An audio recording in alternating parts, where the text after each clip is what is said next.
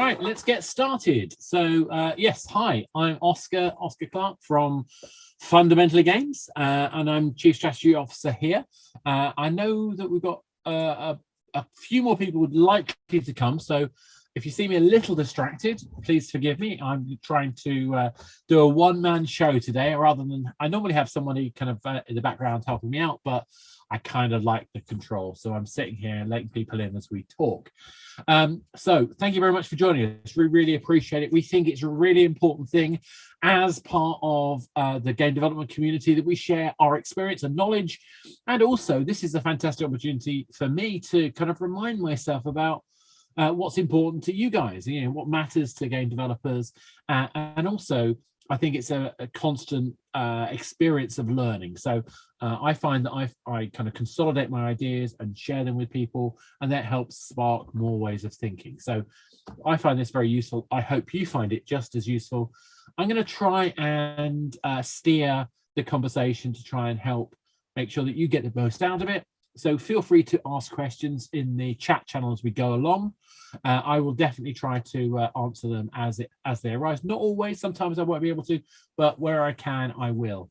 I noticed, interestingly, this time around, a lot of people have come from social media rather than our mailing list, which is really interesting. But there's also a couple of people who've come from recommendations, which is always nice to hear. I can see that we've got a couple of game designers, a couple of live ops managers, but most of you seem to be studio heads or founders. So that's really good for me to know. So my plan is that I'm going to basically talk you through how we look at games, in terms of the screening process that we do. When we look at games, I'm looking at them for a number of reasons. The first thing I'm looking for is, is it going to be a fun game? Is this team going to be great? Is this a game that we can do live ops for? Because that's our focus. And also, what's the commercial likelihood of success for this game? Now, everyone's going to have a slightly different reason for validating their game. So my aim is to really kind of talk you through the core things that we've learned and see if that can help you when you're deciding how to validate your game. And that really comes down to three core areas. So the first area is that we're going to look at the kind of direction, so the way the team is intending to go. We're going to look at the design, so the core game itself and finding the fun. And then finally, we're going to look at data and more data, because I love data. I also think it's really important that we don't rely on our own opinion. Opinions are worth nothing. The only thing that really matters at the end of the day is, will players play this game? In fact, even better, will they part with money to play this game? Because we're talking about validating games for commercial development. So that's really makes sense. Are we all happy with that? Does that all make sense to everybody? I'm hoping you can all hear me properly. I'm hoping that all made sense to you. If people want to put a thumbs up or something every once in a while, just to make sure I know you're there, that would be really helpful. You can find the thumbs up and other reactions. That's right, I can see one there in the menu system. Great, I can see a sea of thumbs up. Thank you very much, folks. That's really appreciated. Okay, so let's kick off. And obviously, remember, you can absolutely ask questions as we go along.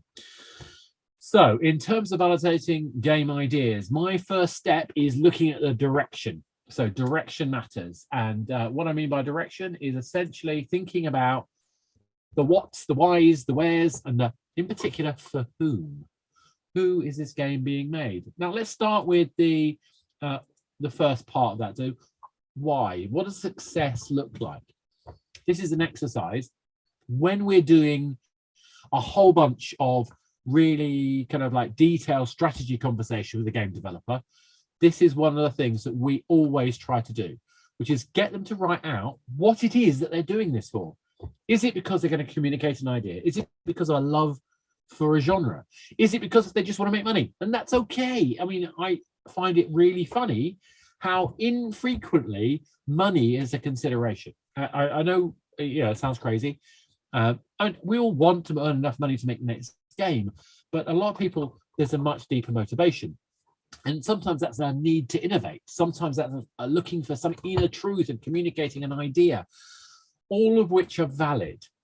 But the reason I'm asking this question is because there's no point in validating a game unless you understand what's going on. Oh, interesting. Are you not getting full screen? Let me just make that spotlight. Okay, is that looking better for you? Fingers crossed. Okay, good. Right, so what we're after is making sure that the player, sorry, what we're making sure is make sure we understand what the team's motivation is. That's really, really key to it. So the next thing we're going to do, and I'll come back to answering some of those questions later, is once we've understood why the team is making the game, we then need to know what they're making. So are they making a fidget spinner, or are they making a ongoing kind of living experience, which is the kind of things that I'm interested in? And so, I've been involved in the games industry for around 24 years. Yeah, I'm that old. I was involved with some of the kind of earliest living live ops based games on the planet. In fact, I was involved in one of the very first online gaming services. We're a relatively new publisher. We've got about 5 games currently in the pipeline. We don't have any games currently live, but over the years, I've worked on literally hundreds of games in various forms in terms of consulting and advising, in terms of live ops, but also, things like judging and advising people. Quite often I get called in to kill a game. Sometimes I get called in to fix a game. So that's why I'm kind of like here talking about this stuff. So hopefully that answers Alola's question. Right, so moving swiftly on, what are they making? Are they making a fidget spinner, or are they making a complex integrated living experience? I need to know that, because I've got to validate through that lens. So understand what it is you're making. And it's really important to be honest with yourself. If you're validating your own game, you've got to be really honest about what it is. If you're a publisher and you're looking to publish a game, you need to understand if it fits into your portfolio. So understanding what it is and why it's being made by the developer is really important. But there's another one that's just as important, and that is understanding who it's being made for. So we tend to use a technique, marketing technique called personas. Personas is about identifying a person and their characteristics. Now, it's not a real person, it's a hypothesis. It's an ideal person. I've got Ahmed as my first person, who is I can't remember, I think I've got it as an IT support person, self-confessed gamer. So there's a bunch of things around him that I've created as an identity. I've got some numbers. I think I've said B, C1, C2, D. Now, what does that mean? Now, that's a particular UK kind of demographic shorthand that I find useful. Now, you're going to have your own terms and definitions for those things. On top of that, you've got things like, what do they think? What do they feel? What do they say? What do they do? And you'll have particular behaviors. You'll be thinking about that. So think about this hypothetical person. And the first person I'm thinking about is the person who is the core player. I'm then going to have 2 other personality types. I'm going to, 2 other personas I'm going to think about when I'm devising these things. And I want those additional personas because I want to think how this game can scale. So for me, when I'm designing a game, I'm thinking about the mechanic as one person, the context loop as the second person who's not like the first, and then the metagame, so the things that are beyond the game, the social connections, all that kind of stuff, I think about as the third piece. Unfortunately, Mark, I can't change the resolution. That's fixed by Zoom. Unfortunately, I don't know why you're not able to get a higher resolution than that. I'm really not sure what to do about that. Let me see if I can do something else.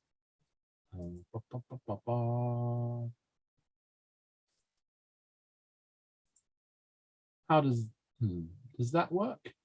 Are you able to see the screen? Okay, that's better. Good. Right, so it's I'm trying to do some doing this process using OBS to stream to record, and it's clearly making it not ideal. Hopefully, though, you can see that. Great. Okay, perfect. So moving swiftly on, he says. So we want these 3 personas. And these three personas allow us to understand who the game is for, but importantly, how the game can be marketed. If you don't know who your audience is and you don't know where your audience are, how are you going to make this game commercially successful? So when I'm validating the direction of the game, I want to know why the game developers are making it.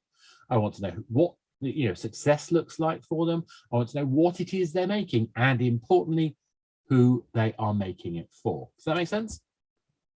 Hopefully it does. Okay, so moving swiftly on, we're going to go to the next stage. So we've talked about direction. So we've got a set of lenses where we're thinking about the experience. Now we're going to think about the fun. This is the bit, the main bit. This is the bit that we all want to do. This is the fun bit of sitting in the big indie pitch and talking to developers, because I want to see the game, I want to feel the game. When the game is submitted to us, playing the game to understand it is really important. Fun is something which is an ephemeral thing. It's really hard to bottle. If you can bottle it, you're doing extremely well. So how I try to look at it is try to break it down to those three things I talked about earlier. I'm going to go into them in a bit more detail now. So the first of these three sections is to think about the game in terms of its core mechanic. Okay, so think about that, right? What is the core mechanic? That's the thing that you're going to do repeatedly. Now, every game is different, but I think it's normally possible to break down the core mechanics of a game into kind of 4 simple steps. So the start condition, the challenge, the resolution of that challenge, and the reward. And then it continues, repeat, repeat, repeat, start, challenge, resolution, reward. Now, what's interesting about that is if that's all we did, that's so what, who cares? But actually, the interesting thing is when you look at the emotional journey of the player through those steps. So when I'm reviewing and analyzing the game, you need to think about the emotional journey as well. So that's going to start, hopefully, in a calm state, but with anticipation. Because if I'm not looking forward to playing the game, why am I picking up this game?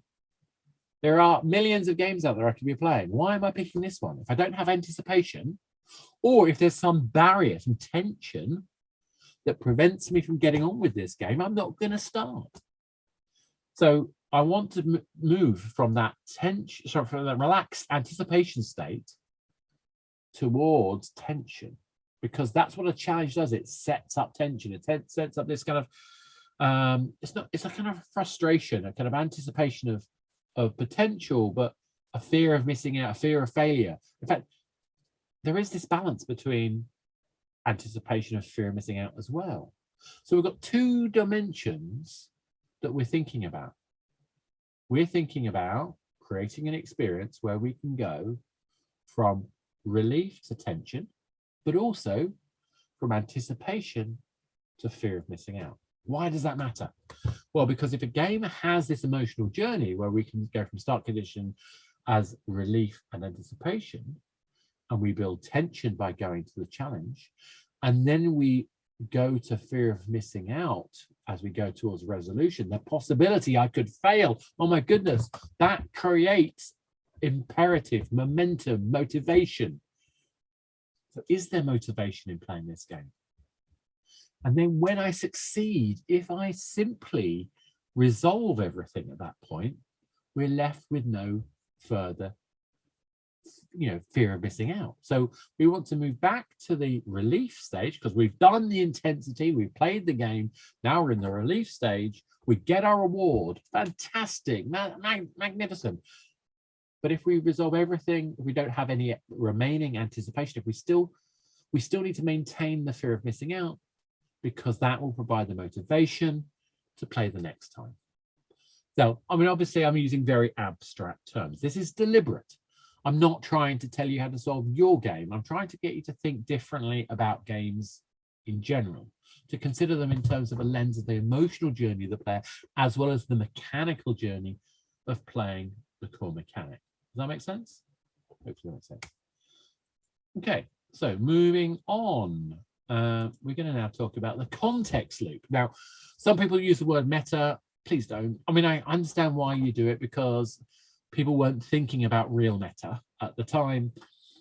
But I'm talking about here the sense of purpose and progression the optimization and the narrative, the things that keep me playing tomorrow, the next week, the week after, next year, 10 years. So think about Candy Crush. Think about Clash of Clans. Why do they work? Well, because they have this ongoing momentum. They also have a fantastic metagame, a game which exists outside of the gameplay itself. We'll get to that. But for the context loop, I still want to think about the emotional journey of the player. So as you're looking at your game, as you're playing a game, you're trying to validate the game, is there a sense of purpose? Does that start you in your relief and anticipation phase? Do you feel that? Does it move you with a progression towards tension, the fear of not getting the next step? And then having done that, but does it maintain your anticipation? Does it maintain your desire? And then as you move from anticipation to optimization, are we getting that fear of missing out in optimization? Now, to explain what optimization means, it's the thing that we all do when we're playing games. I mean, at least I know I do. I think a lot of people do. We want to find the most efficient ways to do things. We want to find the most attractive ways to do things. We want to have the best outfit. We want to do something which we feel we have contributed. We need that sense of autonomy, that sense of empowerment, that we can, we control the outcome. The thing that makes a game and not just a puzzle. The thing that makes a game and not like watching a film. There will be some level of optimization in there. Now, example of this, one of my favorite examples is the kind of the way that games like Fallout 76 or The Long Dark, games like that work, where they create this kind of imbalance. And actually, I love the imbalance. There's a term for it called the hot dog economy. And the hot dog economy is written out about by a guy called Dan Ariely in a book called Predictably Irrational. Fantastic book. It also talks about why free is great. And it also talks about a whole bunch of other very, very interesting, weird and wonderful ways that people behave. Now, why hot dogs? Well, because we buy hot dogs in 6s and we buy buns in 8s. Why would you do that? Well, because we're left over with 2 buns. So I need to get more hot dogs. So I get more hot dogs. Now I've got, 4 too many hot dogs. I have to get some more buns. I now got, more buns left over. Oh my goodness, I need to constantly get more. That imbalance in gameplay is really powerful. When we fall out, I've got to go get the grind mission so I can get more ammo, so I can get more food, so I can build the various armor and upgrades and all the other things I need to go and do the next mission. So it gives me a kind of works time type thing that I can enjoy and relax into. That's not too tedious, but it's not too demanding in between the really demanding cool bits of the game that I want to play. So optimization can be like that. But it can also just be about the things that we've got to get to unlock the next asset, the most efficient way I do those things. So I'm looking for that in the game design. Well, that's part of the fun, but it has to be in that kind of fear of missing out and tension model for it to really be effective. And when we complete that, we move into a narrative. Now, narrative can be a number of things. Narrative can be my personal story playing the game. Narrative can be my game lore. Narrative can be the faction that I'm part of has completed a mission and that's changed the law of the world for the next month. These are all narrative elements. But what's interesting about narrative is I've got to keep the fear of missing out. Because I want to know what's coming next. I need that cliffhanger moment to draw me back the next month, the month after that, the month after that. So that, in short, kind of fall is about looking at what keeps you playing, but in the context of the emotional journey, the same emotional journey we talked about when we talked about the context, the core mechanic. So what I mean by metagame are the things that aren't the game. So I'm thinking about things like the lifestyle fit. So, the difference between using a mobile phone and using a PC. On a mobile phone, if the gameplay takes more than 1.5 minutes, I'm going to get kind of fed up and go and do something else. If it's a PC, I'm going to probably be a bit more kind of reactive, but I'm going to have a higher level of anticipation to go and do that instead of the washing up and spending time with the family that I should do, because I'm going to have to go upstairs into my study and, well, turn on the PC, wait for it to power up, deal with the inevitable patches and Windows updates, and then eventually I get to play that game. So they have different characteristics. I often see games that don't pay attention to the shadow they cast based on the design of the device they're intended to play on. So it is a factor when I'm trying to validate that game. I also want to know what the social context is. So collaboration, so doing things together as a community, or competition. Now, collaboration could be community-wide, it could be individual, it could be raids in World of Warcraft. There's all sorts of different levels of collaboration, but equally competition can be all the way up to esports. But we all know you can't make an esport, the players decide if your game is an esport. At the end of that cycle, that loop, though, we've got zeitgeist. What does that mean? That water cooler moment, that thing that I think is really exciting about games today, that's different than it was before, which is players watching other people play. There's more time spent on watching video game related material than Netflix, Hulu, Prime, etc. combined. Now, if you think about what that means, that's extraordinary. If this game you're reviewing, this game you're validating doesn't look good enough to watch someone else play, you've probably got a problem. What's that shareable moment in that game? So again, think about what we've just said. We're looking at the game design in layers. We're looking at the core mechanic. We're trying to understand what the emotional journey is, but also the functionality. Is it fun? When we're looking at the context loop, we're looking at the elements that create momentum and a sense of ownership and a sense of progression, and making sure that that's fun. And that takes the players on the same emotional journey, but can sustain that emotional journey. And then finally, we're looking for the impact the game has in the wider world and how it fits into the daily routine of the player, but also how it fits into the social context, the social zeitgeist. Those components will let you not just know if the game is fun, but if it has the potential to scale and be sustained. That makes sense? Hopefully that makes sense. So next up, that's just design of the game. Now we're thinking about the suitability of the art and the IP, and there are other characteristics that go with that. Does it make sense? Is there an internal consistency in the way the game looks, the way the game feels, the way the game plays? The number of games that have failed just because it was the wrong art style with the right gameplay. I mean, it's amazing how easy that is to happen. There was a particular chart, I forgot what this is from, Game Refinery, did a breakdown of art styles against genres. The links in the slides will send that to you. So thinking about that, does it have that internal consistency? Is it attractive? Does it make sense? Does the art help you understand the game? Then the actual mechanics, interaction, do they have extensibility? Can you do more with it? Can you extend it? Can you have power-ups? You have different threads, challenges, levels, configurations. I'm using hyper-casual games here because I find hyper-casual games fascinating. In particular, what I find fascinating about them is the fact that the process is really efficient. It's the best way to create cost-effective game development, and those techniques can actually be used elsewhere as well. But I also find it really interesting because they've got to harness a single mechanic as effectively as possible to get as much replay value, as much compelling tease, emotional compulsion to play as possible if they're going to make it possible to generate enough revenue via ads to make that worthwhile. Now, don't get me wrong, I'm not saying they're the best games ever made at all.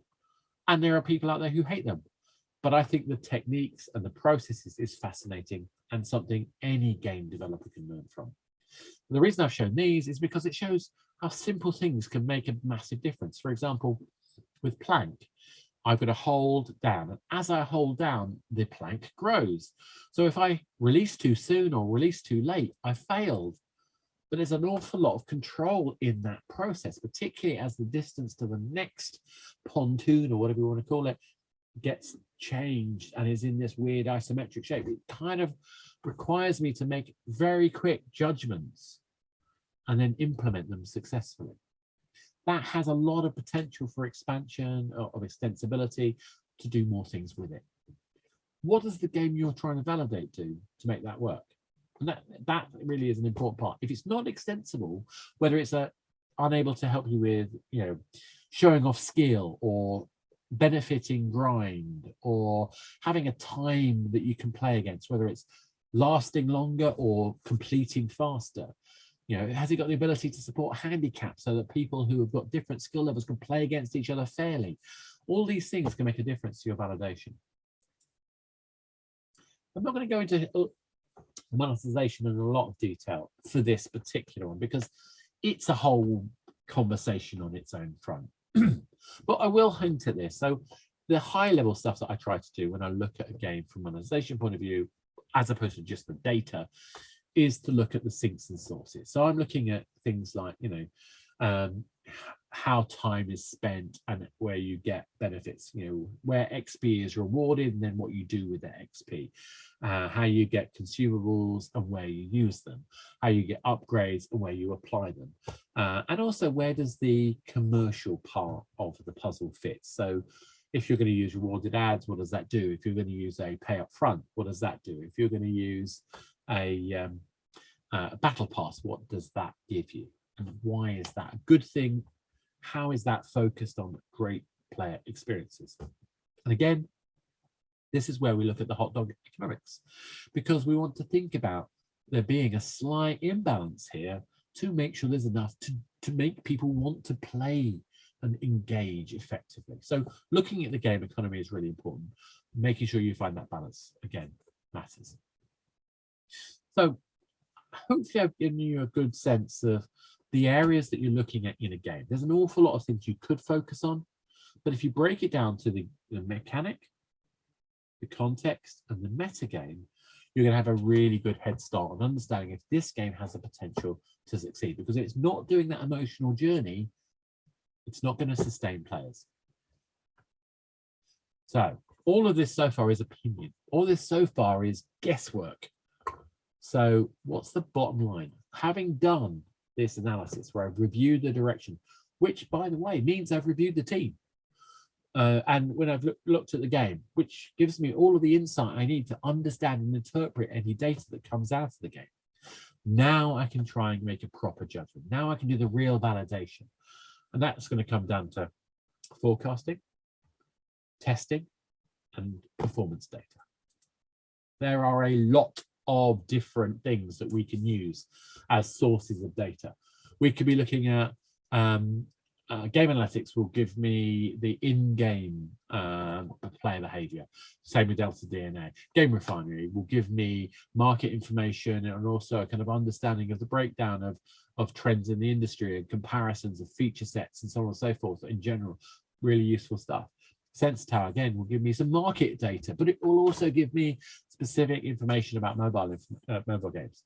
Yuzu will give me some generic market information about what the state of the industry looks like and what the expectation of trends. Now, typically, Yuzu's forecast for the games industry is the slide that's in every pitch deck, probably for good reason. I even included a Yuzu slide, thanks to Peter, in my book on Games as a Service, because it's such a it's become such a mainstay of the industry. There are other kinds of data though. So Kachava and Steam Data Suite and AppsFlyer are tools which allow us to track marketing campaigns.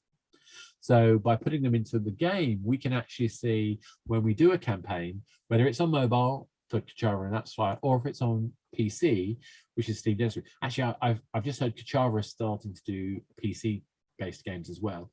Then we can track a campaign has happened, like a Facebook event. You can optimize based on that, and we can see where people have come from. Really, really useful. Not perfect on PC still. We've still got issues with PC because it's an indirect install. We've still got to go through Steam or Epic, but we can't go direct in the same way we could, say, with a mobile. And also, quite a lot of people are pursuing, their social lives on their phones. You can't do an install from your phone onto your PC. So some interesting dilemmas there. Other kinds of data. So I like Steam Spy. Why do I like Steam Spy? It's broken and problematic, but it gives me a daily ownership number for all of the games that I'm looking at. I'll get into why that's useful later, but it gives me an indicator, however vague and inaccurate. It's still an indication, only indication I can get for the performance of PC games that's relatively neutral. Fan Census is a great tool for finding out information about how that particular game is working in terms of social media and PR. But Playtest Cloud and Antidote are tools which I find really useful from the point of view of using user testing. And user testing I find fascinatingly powerful because I can actually watch a recording of the players and see what they do, not just what they tell me they do. So I can look at their survey, I can see what their questions are, I can see what they do, and importantly, I can get a thing called an NPS score, Net Promoter Score. So would they recommend to a friend? That is a massively important data we'll get to in a bit. Mark's asked me about if there's anything for consoles. Currently, nothing. Console is effectively a black box. We have no idea unless PlayStation or Xbox tell us.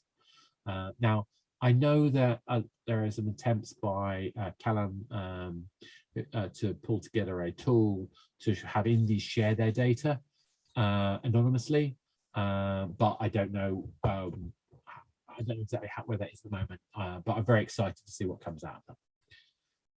Whether that would include console or not, I can't be entirely sure, but I think it's probably likely. So I've just tried to, why am I putting all these up? It's just to show you there's so many different ways we can get data. You need to work out what's best for you. Some of these are expensive, some of these are cheap. You need to find out what data you can. There are some things you can do though. So let's start off with forecasting. So forecasting, we're going to look at, here I've got Reflection. So this is a tool called Reflection. It's basically from Games Refinery. It's essentially an output like App Annie, like Apptopia, like Sense Tower. It will give me revenue and downloads, assuming I'm paying for the service. That means I can see daily revenue and daily downloads for that game. That means I can export that and put it into a spreadsheet, which means I can then create, and this is a previous webinar I did, I can work out how much that game can make. Because I can take 10 games that are similar to that game, so in the same subgenre, and spread that over the whole market. So I get some of the top games, some of the lowest games, and a good mix in between. Then I can say, well, success looks like the average of those games. Fantastic. And I might do 2 or 3 scenarios. So I might say, what happens if I take the top 2 off or the top 4 off? And then I've got 3 scenarios. Now, that's a really useful exercise to do. It means you can look at the game and say, okay, so I might like it, but will it make money? Does this genre make money? Is there an elephant in the room? And it's really, really interesting is if you take the top game off and you find that essentially the revenue returns for the rest of the industry collapse, then you've probably got an elephant in the room in that market, by which I mean a game that is so dominant that toppling them off the top chart is going to be next to impossible. Probably worth avoiding, unless you really genuinely think this game is so good and so disruptive and will capture the imagination of people so effectively that they're going to stop playing that other game that's already got millions of dollars in marketing budget. If you think that, that's great, but that's a really tough call. Same thing applies to PC games, only it's slightly different data. I'm using Steam Data Suite. Sorry, I'm using Steam Spy rather. I'm talking about different things.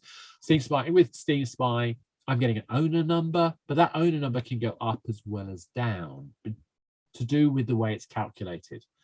That is a bit of a problem when it comes to accurate forecasts, but then we're using attributed data anyway. It's an extrapolation based on a ranking. So it's not accurate anyway. In the average, it should be okay as an indicator of what success could be, but it's never going to give you the actual answer. If, as part of our evaluation process, what we do is we do these top-down models where we're taking data from these various sources and we're comparing them down. We're using it as a basis of saying this is what success could look like. Then we go off and we do a bottom-up model, by which we say, okay, we're spending this much money, we're going to get this much user acquisition from that money, we're going to basically get this much usage from those players, we're going to get this much revenue from that usage. So these two models combined gives me a reasonable picture of saying whether this game is going to be successful or not. But you're not going to do that for every game. If you're a publisher, you're going to do that for one or two that have managed to get through your screening process. But if you're reviewing your game, and it's your game that you're making, you want to do this stuff. You want to make sure that you're just checking that there is a business model here, that there is a market, because it forces you to think about how are you going to get people to spend X amount of money on IAP or battle passes every month? What do you have to make in order to make that attractive enough? Those things are really important decisions, and validation allows you to ask more questions. So that's a really fascinating bit about it. So I'm going to kind of share with you a couple of example target KPIs. So here we've got essentially, you know, some summary ones. So for example, I've got CPC and CPI. So CPC is cost per click and CPI is cost per install. Now, what I'm doing here is even before the game is ready, even before the game is releasable or even possibly playable, I'm going to create a 30-second ad that exemplifies what the fun of the game is going to be in a really short package that's really appealing. It's going to have something that generates awareness. So what is the game? Understanding the game creates interest and desire, but it ultimately gives a call to action. The call to action is off to a placeholder landing page, probably. Now, if I've got a game, if the game is already playable, then I'll push it off to a early access page, whether it's on Steam or Epic or if it's on Android or Google. I tend to use Android for mobile because it's actually a little bit more controllable. You've got a few more hurdles to go through with Apple, which makes it a bit problematic to manage, in my opinion. And also, when you get reviews on Apple, they stick with you, but if you use the early access on Google, they don't stick. So that's handy too. We're still experimenting with using Epic for testing purposes. We're still using Steam for testing, but that's an evolving space, I suspect. So what does CPC have to do with PC? Well, okay, so I may be not going directly, you know, to get an install, but I can at least understand what the attractiveness of the game is. So if I have a download button on a Facebook ad, I can immediately see how much it costs to get somebody to click that link. That is an intent, however slight, for them to go get more information about that game. That's an indicator of what the likelihood is of their attractiveness. Now, if I use those kind of numbers to guess whether I think someone's going to be cost effective, then that's going to be a good idea. So I tend to look for around 30 cents for mobile as the ultimate, yes, please, I'll have that, and 50 pence for PC. Now, actually, what I'm hoping for on mobile is that it's actually linked through to the actual game that's going to have the same price, because there's much lower barriers to entry to get a mobile game. So for good, I'm looking for, say, 50 cents for mobile and maybe 70 cents on PC. For mid, I'm looking for kind of like $1 or $1.50 for PC. Now, the interesting thing about this is that with PC, provided you're, reality of PC is it's not just about the direct ads. The direct ads are just a fraction of the draw to a game. They're a contributor. They definitely create more awareness, and it creates a kind of a better direction. But it's not really going to give you a thing. So this is kind of to Akin's question. So with PC, I'm tending to use CPC, cost per click. With mobile, I'm trying to use CPI and use the same KPIs, so the same target numbers as CPC. Now, that's a little bit kind of me being a bit naughty. I understand that it's going to be very difficult to get the actual same price as a cost per click as a cost per install. That's not really realistic, but as a way of summarizing my intent, it's probably not far off the mark. So it's not unusual for your CPI to be a double what your CPC would be. but I am trying to optimize, and bearing in mind these tests are early. They're not perfect ads. They're not perfect optimization of the targeting, and also they're Facebook. So, you know, that might be more suitable to say mobile games as it would be to say PC games. So we're having to be very careful. And like I say, the actual targets for your game, you're going to have a much better understanding of what you're going to do. But for me, I'm trying to compare multiple games. I don't know about multiple experiences. If you've done this test already, before you come to me as a publisher, I'm going to be delighted because I'm going to have an indication of the likely success of your game. But it's just an indication. And we're not going to just run this once. As we go through our various testing stages, we're going to do this again and again and again. We're going to get our A/B tests eventually. We're going to do our return on advertising test, which is where we do a proper campaign. We'll spend, you know, 5, 10 grand to see if this game can get its return. And actually, when we're running the game live and we're spending more money, even better. Because if I can see that I'm getting 200% day one, 200% day 30 revenue, more than my spend on advertising, the way we work, we can double the marketing budget for that following month. If it's 120% or whatever, that's fine. We can spend the same amount again. But if we hit 200%, we can double it. And each month we can keep doubling it as long as we keep getting 200% of our return on advertising for the previous month. Now, that's the way we work. That's really useful for us, but you're going to have different targets and processes. And there'll be some games where the lifetime value of the player isn't in the 30-day period, it's in 120 days, and we'll adjust our KPIs for that specific game accordingly.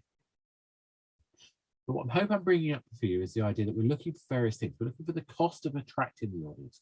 We're looking for the return of the revenue against the advertising spend. We're also looking for retention. So we're looking for long-term retention, day 1, day 3, day 7, day 40, day 30, maybe even day 60 and day 90. But we'll have KPIs. We'll have defined up front. So when we're running our tests, as we're going from the initial review to the evaluation, from the evaluation to the day 1 test, the day 30 test, to the ROAS test, as we get to launch, as we go beyond launch and repeat marketing, we're going to be constantly looking at these numbers and constantly validating the performance of the game. And in terms of revenue, it's often useful, particularly with mobile, to look at ARPDAU. And ARPDAU is a really kind of key thing for mobile in particular. I haven't really worked out an equivalent for ARPDAU on PC yet, but these are fairly typical numbers that people talk about. I saw William put his hand up earlier. If you wanted to ask a question, obviously, please feel free to chat away in the box. Cool. Okay. So hopefully those numbers make sense. We will share them. These are my opinion. These aren't facts. Oh, that's all right. No worry. These aren't facts. These are my opinion. They are driven though. If you because I sit on so many conferences, I'm constantly, you know, talking to other developers and other platforms about what good looks like. And this is kind of what the current state is. So let's sum up. We've talked about the direction of the company, how we use that to validate what the team is trying to do, so we can frame our review of the design. As we review the design, we're looking for where the fun is, but we're looking for the emotional journey of the player, as well as the functional behavior of the game, and how well the game has an internal consistency, as well as a good sense of balance stroke imbalance to keep people's motivation.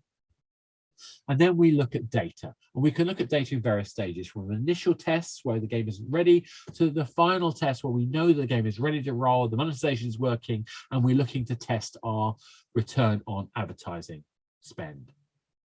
And having done all of those processes, we'll have a good indication of what is the chance of that game to be successful.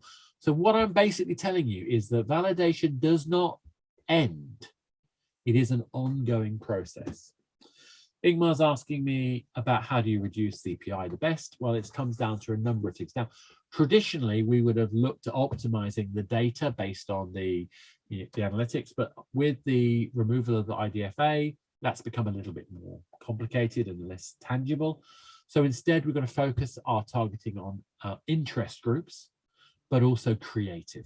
It's the combination of targeting of interest groups and creative that really matter, but also making sure you're using the right platforms. Now, Facebook happens to be really good for this, but if you're doing PC games, it's probably not the right audience, particularly because you use Facebook mostly on mobile. You can't get your Steam game installed unless you're on PC. So we have a few issues around that side to deal with, and that's an ongoing challenge. But essentially, CPI is all about optimizing your targeting and improving the quality of your creative. I wish there was a nice easy formula for that. There kind of used to be. People used to be able to spend money to optimize and do it through machine learning and stuff like that, but we just don't have the fungibility of the data. Right, so hopefully that answered that question. Let's move on. So last thing, just so what can you do with this data? Now, everyone's going to have their own way of doing it. We do a report. So when people submit their game to us, we actually do a report. And I'm going to talk through with you, not because I want to sort of make a big deal of it, but more to sort of the kinds of questions we're thinking about when we're reviewing the game, because you may find that useful for yourselves. So essentially, we look at market fit, and that includes things like targetable audience. We're talking about the relevance of the IP. We're talking about where there's a market for the subgenre, and does it scale? We're looking at how the game stands out in the market. What makes it special? We're also looking about where does the game have potential to scale? What's specifically about this game that can scale? We also look at the design, as I've mentioned, but here we're looking for the compelling mechanic, extensibility, a sense of purpose and progression, and this lifestyle fit. Now, mode of use and lifestyle fit are kind of like either side of the coin. So lifestyle fit is my daily routine. Does it fit with that? But mode of use is more about the physicality of the device. So hopefully that stuff is useful. And then compelling social experience. You would not believe how many people forget that games are social things, because we've had so long where we played on our own with computer games. We forget that we've had centuries, millennia of playing games with other people. And actually playing with other people is the thing that's made this amazing change, whether it's the massively single player game. I love playing games where other people are there, but I don't bother talking to them. I just like the fact that they're there. But every game genre has its different benefits and advantages. Anyway, monetization, I'm looking for primarily a focus on player utility. In other words, are they focusing on adding value to the player and making something that players will love? That is my first question when it comes to monetization. Does it fit the platform and the genre? There's no point in having a fantastic story game, which is a start, middle, and end, but without actually, you can't make that a free to play. That's not a free to play experience. Don't try and shoehorn in a free to play experience if it doesn't make sense. Now, that's me saying that as somebody who could probably make every game genre work as a free to play experience. Well, whether that's a little bit arrogant, I don't mean it quite that arrogantly, but I would always find a method, whether it would be successful or not. But the bottom line is actually it's got to fit. It's got to fit the expectation of the audience enough, or take the audience with you to this new model. I think hybrid monetization is really important. For the kinds of games we're interested in, games as a service, it's really important to us. We're also looking for making sure that the purchase experience is repeatable and that feels satisfying, because we want people to do it again. We want people to feel good. And actually, one of the stats I don't talk about enough is repeat purchase. High percentages of repeat purchase means to me that I've done a good job with the game. Because if I've done something where the monetization is so good you want to do it again, you must have liked it. And therefore, I think of that as a really good measure of success. And finally, we summarize all that, share that with the developer, and we try to make steps about, what is the first time user experience recommendation?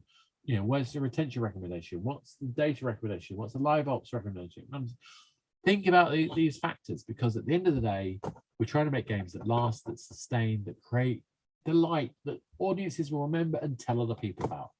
If we don't manage to get them to tell other people, it's going to be very expensive to find those new players. That was it. I hope that was useful. I hope you've got a little bit of an insight in how we look at making choices about games, how we go through our process of validating and screening games. And the reason why I wanted to share that is because I think that any game developer, any publisher, any organization that's looking at these experiences needs to think about why it matters. And that's going to come out of your direction. It's going to come out of your game design and who you've made the game for. And it's also going to come out of your data. We try to make all our decisions based on data, because as much as I think I'm clever, the reality is that the players are cleverer. The players know what they actually want. I don't. I've got to understand that by being able to interpret and add my insight to the data that we can get from players. I hope that was useful. Now, if you have any questions, please feel free to ask. Type away. I'm very much hoping that you do. In general, I think it's this is the best part of the process for me, seeing if you guys have other ways of working, if you've seen other things that I've missed in terms of areas that we can explore. I'd be really interested to see, and hopefully some people are typing. So Mark, would I have a documented? No, we don't. Well, okay, we do.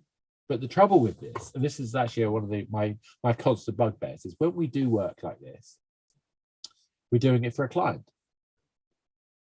They don't want people knowing about the problems they've got with their game. So we're not going to tell them, we're not going to be able to share these documents because we're highlighting the flaws and issues with the game. I will find one day, I will find a way to do this so I can share that with you. But the reason I showed the blank slides is because at least, well, I suppose we could try to do something like that. I've tended not to do fake ones because it's not very, or maybe it'd be useful, but I don't know. I haven't found myself comfortable with doing those things because I think that the best way to do it, to be absolutely honest, is if you've got a game, submit it, you get this report. So the report we do for screening, we give to developers. So if you want a report, submit a game, we'll share you the report and you'll see what it's really like, because it'll have recommendations in it. It'll have, all sorts of reviews. We'll score your game. Do we think it passes? Is it mostly, is it partially, is it good? And very much that's the easiest way if you're interested in seeing an example. Roberto, how much time would you put into data gathering to decide a game idea is best, considering how genre popularity may change quarter by? Yeah, that's so again, because we're focused on live ops games, they have to have long-term longevity. I'm trying not to be buffeted by trends. If I was in hyper casual, it'd be a very different story, because it's all about predicting the tide before, predicting that wave on the tide even before that comes. So it is a very different beast. In general, I look at the potential longevity of the game as an indicator of how much time to spend in it, but also, let's face it, I'm going to start off with, I should be able to work out the direction of the game with a quick chat with the developer and a quick assessment of the game. Between you and me, I can usually sum it up in the 3-minute I get with a big indie pitch, what's going on with that. I can usually in the same time period work out the core principles of the game mechanic and maybe some of the context loop. I probably won't get the metagame, but I might see something like the level of longevity, or at least the level of interest of watching someone play that game. So, that initial indication lets me decide if it's worth going to the next stage. The initial CPI test, so that 30-second trailer, getting a good number on that gives me a reason to go to the next stage. If I really think that it's worth doing, I'm probably going to get a day one retention test as well. And that day one retention test, again, that's the real key indicator. And that's the point where it's worth me pulling together those models. Now, we happen to have set those models up so they're really quick to do, but that's taken a long time to build those up. And they're very complicated spreadsheets with lots and lots of different assumptions and lots of scenarios built into them. So we can produce those quite quickly, but we only do that even then when we know we want to sign the game.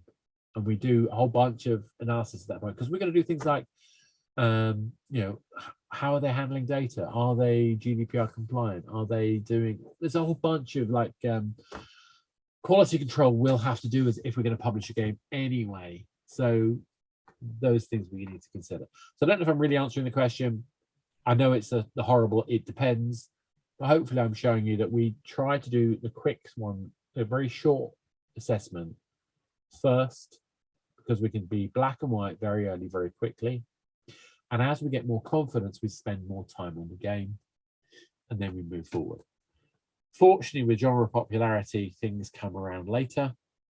And with game development, it can take, well, I think I was listening to a panel of publishers on a Pod Gamer panel, and they were saying on average it takes around 2 years for a game to go from idea to release. But that's only after the publishers got involved. So that is obviously a long time, but we will find out if we can speed that up. That's our intent, to try and find ways to speed that up. We're learning as we go along as well. William, thank you very much. Always happy to share. And the point for me is making sure that you guys are talking and communicating and engaging with each other. And I think this is a really important part. And it also helps me make sure I formulate my ideas and gives me a chance to rethink them as well. Anyone got any more questions? Obviously, feel free to type away. In case you're interested, we're running an AMA, so an Ask Me Anything on Friday through the Discord. I posted the Discord channel link earlier.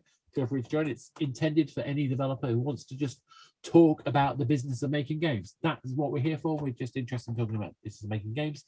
As I say, we're a living game publisher. We're focused on publishing games on mobile and PC that have longevity and in particular long-term revenue models. That's what we find interesting. That's our kind of key motivation. So some of these techniques I've shared with you are going to be biased towards that. But I hope even if that's not your business, I've shown that there are ways of using some of those techniques and approaches by looking at it from a slightly different lens. You know, looking at that kind of hyper casual lens, I think is really important, whether you like hyper casual games or not, because it provides us the way of thinking about how we can reduce cost and increase speed. I want to kill games early. Why do I want to kill games early? Because if I can kill a game that's going to fail as early as possible, you've not sunk more money into that game. We can make that next game together that will be successful. That's our intention. So thank you very much all. I can't see any more questions, so I'm assuming that that's all good with you guys. Thank you very much for participating. We will be sharing out the material to everybody. You know, you'll get the slides and the recording as soon as possible. And obviously we'll be grateful for any feedback.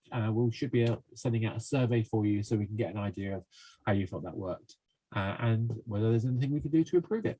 Thank you very much, folks. Thank you all. And obviously, if you happen to have a living game and you want to submit it to us, you know where to come. You can just go to fundamentally.games and there's a little area where you can submit your game.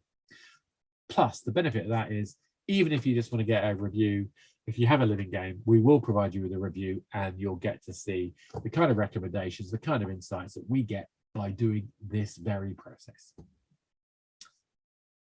On that note, thank you all. I hope it was useful. And speak to you all again soon, hopefully.